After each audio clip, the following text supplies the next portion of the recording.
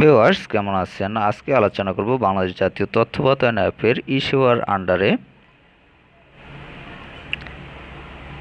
Digital centre option নিয়ে। তো digital centre অপশনে আপনারা কি অপশনগুলো ইউজ করতে পারবেন এবং কিভাবে ইউজ করবেন বা কোন কোন বিষয় সম্বন্ধে আপনারা জানতে পারবেন সেই বিষয় নিয়ে আলোচনা করব। তো প্রথমে এখানে দেখতে পাচ্ছেন, আপনারা যখন অ্যাপটিতে প্রবেশ করবেন, প্রবেশ করার পর এখানে থ্রি বার এই অপশনটি দেখতে পাবেন এবং এই থ্রি বার অপশনটিতে টাচ করবেন। থ্রি বার অপশনটিতে টাচ করার পরে আপনি এরকম একটি অপশন পাবেন এবং এখান থেকে ই সেবাসমূহ এই অপশনটিতে টাচ করবেন। এই অপশনটিতে টাচ করার পরে আপনি এরকম একটি ইন্টারফেস পাবেন। আপনি যদি ওয়েবসাইট থেকে ভিজিট করেন সেক্ষেত্রেও আপনারা এই একই ধরনের অপশনগুলো পাবেন এবং এখান থেকে একটু স্ক্রল ডাউন করে নিচে আসবেন। নিচে আসার পরে আপনি এখানে দেখতে পাবেন ডিজিটাল সেন্টার নামে একটি অপশন রয়েছে। তো এই ডিজিটাল সেন্টার এই অপশনটিতে টাচ করবেন। এই অপশনটিতে টাচ করার পর আপনি ডিজিটাল সেন্টার রিলেটেড যে সকল বিষয় রয়েছে সেই বিষয়গুলো আপনি এখানে দেখতে পাবেন। এখানে দেখতে পাচ্ছেন যে ডিজিটাল বিষয়ে যে সকল অপশন রয়েছে এর মধ্যে একটি অপশনই এখানে রয়েছে যে উদ্যোক্তাদের জন্য এক ঠিকানা সকল সেবা। তো এই একটি অপশনই এখানে রয়েছে বর্তমান ফিচার অনুযায়ী। যদি পরবর্তীতে অন্য কোনো ফিচার এখানে সংযুক্ত হয় তাহলে সেগুলো আপনারা এখান থেকে দেখে নিতে পারবেন। তো যাই হোক, এই অপশনটি আপনারা নিশ্চয়ই বুঝতে পারছেন যে এক সেবা, এই অপশনটির নাম হচ্ছে এক সেবা এবং উদ্যোক্তার জন্য এক ঠিকানা সব সেবা। তো একই ঠিকানায় আপনারা সকল সেবাগুলো এখান থেকে পেয়ে যাবেন। তো এখানে দেখতে পাচ্ছেন যে এক ঠিকানায় সরকারি সেবা, এই অপশনটিতে টাচ করলে আপনারা এরকম একটি ইন্টারফেস পাবেন এবং এখানে দেখতে পাচ্ছেন মন্ত্রণালয়, বিভাগ, সর্বমোট অধিদপ্তর, মোট আবেদন, তারপর নিষ্পত্তিকৃত আবেদন, নিবন্ধিত সদস্য। এখানে সেবা খাতসমূহ রয়েছে মন্ত্রণালয় দপ্তর ভিত্তিক, তারপর রয়েছে সেবা গ্রহীতা অনুসারে।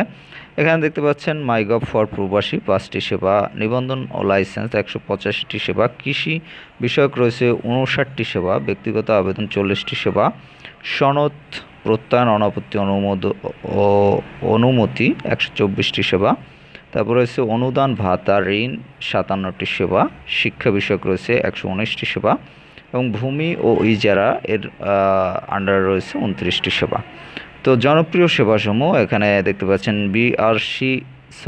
বিটিআরসি আবেদন, জাতীয় ভোক্তা অধিকার অভিযোগ ফর্ম, অসচ্ছল হিন্দু ধর্মাবলম্বী ছাত্রছাত্রীদের বৃত্তি প্রদান, সাধারণ আবেদন, তারপর রয়েছে মোক্তার নামা সত্যায়নের জন্য আবেদন, কৃষি উপকরণ সহায়তা কার্ড প্রাপ্তির আবেদন। তো যাই হোক, এরপর টিউটোরিয়াল এইসব বিষয় রয়েছে। তো যাই হোক, এখান থেকে যে বিষয়টি আপনার প্রয়োজন সে বিষয়গুলো আপনারা এখান থেকে ইউজ করতে পারবেন এবং এখানে কিন্তু আপনারা দেখতে পাচ্ছেন যে এখানে কিন্তু 3টি অপশন রয়েছে। এখানে কিন্তু 3টি অপশন রয়েছে। এখানে দেখতে পাচ্ছেন যে সেবা খাতসমূহ, তারপর এখানে দেখতে পাচ্ছেন যে মন্ত্রণালয় দপ্তর ভিত্তিক এবং এখানে দেখতে পাচ্ছেন সেবা গ্রহীতা অনুসারে। তো যাই হোক, এখানে প্রথমে সেবা খাত ভিত্তিক যে অপশনগুলো রয়েছে সেই অপশনগুলো আমি কিন্তু আপনাদের সামনে তুলে ধরলাম এবং এখান থেকে এখানে দেখতে পাচ্ছেন প্রত্যেকটি বিষয়ের কিন্তু আলাদা আলাদা অনেকগুলো অপশন রয়েছে। এই অপশনগুলো আপনারা এখান থেকে দেখে নেবেন। আর এই অপশনের যদি আলাদা আলাদা কোনো ভিডিওর প্রয়োজন হয় সেগুলো সেগুলো আমাকে কমেন্টের মাধ্যমে জানাবেন, তাহলে আমি পরবর্তীতে কিন্তু সেই বিষয় সম্বন্ধে আপনাদের জানানোর চেষ্টা করব।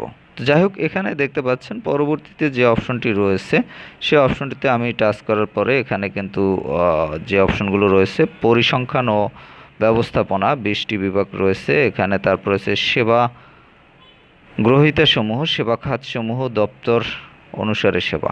তো যাই হোক, এখানে আপনি এভাবে কিন্তু প্রত্যেকটি অপশন রিলেটেড যে আমি এর মানে এখানে যে বিষয়টি বলছিলাম সেটি হলো মন্ত্রণালয় ও দপ্তর ভিত্তিক যে বিষয়টি সেটি।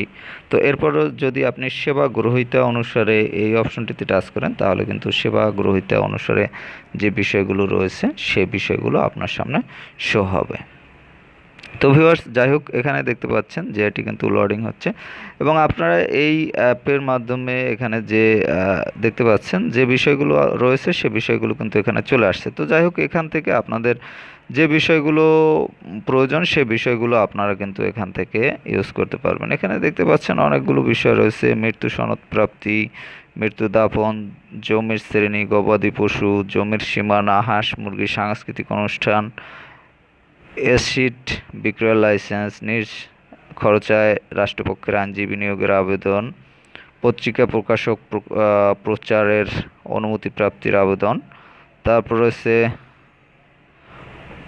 মাননীয় প্রধানমন্ত্রীর ত্রাণ ও কল্যাণ তহবিল হতে আর্থিক অনুদানের চেক উত্তোলনের আবেদন, বয়স্ক ভাতা, পাসপোর্টের জন্য অনাপত্তিপত্রের আবেদন। তো যাই হোক, এভাবে অনেক অপশন রয়েছে, আপনাদের যে বিষয়ে প্রয়োজন সেগুলো আপনারা এখান থেকে ইউজ করতে পারবেন। এছাড়াও এখানে দেখতে পাচ্ছেন একটি সার্চ বার রয়েছে। এই সার্চ বার এই অপশনে আপনার প্রয়োজন মতো যে বিষয়টি প্রয়োজন সেই বিষয়টি আপনি এখানে লিখে সার্চ করতে পারেন এবং সেটি আপনার সামনে চলে আসবে। তো যাই হোক ভিউয়ার্স, আপনারা যে বিষয়টি এতক্ষণ জেনে নিলেন সে বিষয়টি হলো ডিজিটাল সেন্টার, এক সেবা, উদ্যোক্তার জন্য এক ঠিকানা, সব সেবা।